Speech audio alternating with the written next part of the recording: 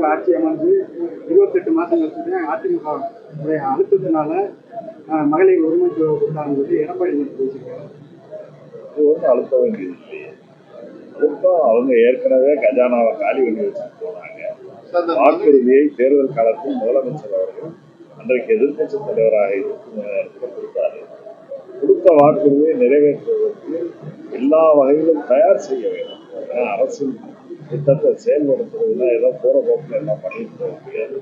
இன்றைக்கு கூட ஒன்றிய அரசு தமிழ்நாட்டிற்கு நியாயமாக தர வேண்டிய நிதி பகிர்வை முறையாக தந்தார்களேயானால், பஞ்சகம் இல்லாத அளவுக்கு அவர்கள் தருவார்களேயானால், தமிழகத்தை திட்டங்கள் செயல்படுத்தக்கூடாது என்ற நோக்கத்தோடு பல்வேறு வகையில் தடுக்கின்ற இந்த நிலையிலும் நம்முடைய முதலமைச்சர் அவர்கள் கொடுத்த வாக்குறுதியை நிறைவேற்ற வேண்டும் அடிப்படையில் தான் இதை செய்திருக்கிறார்கள் தவிர யாருடைய அழுத்தமும் அல்ல.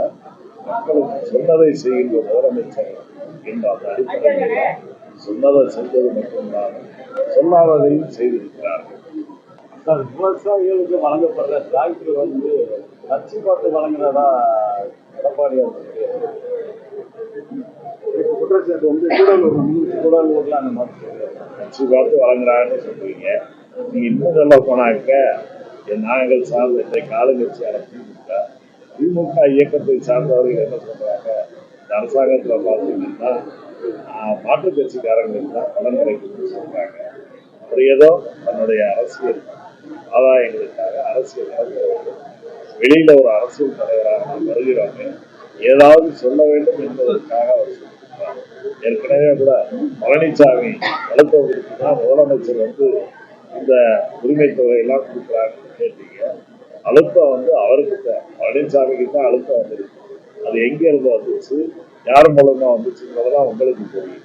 ஆகவே அழுத்தியவர்கள் பாஜக, அதே போல மோடி, அமித்ஷா அமுங்கினவர் பழனிசாமி. இனி இருக்கிற இடமே தெரியாம போகக்கூடிய சூழ்நிலைகள் வரும். ஆகவே அழுத்தத்துக்கு உட்பட்டவர்கள் அவர்கள் தான்.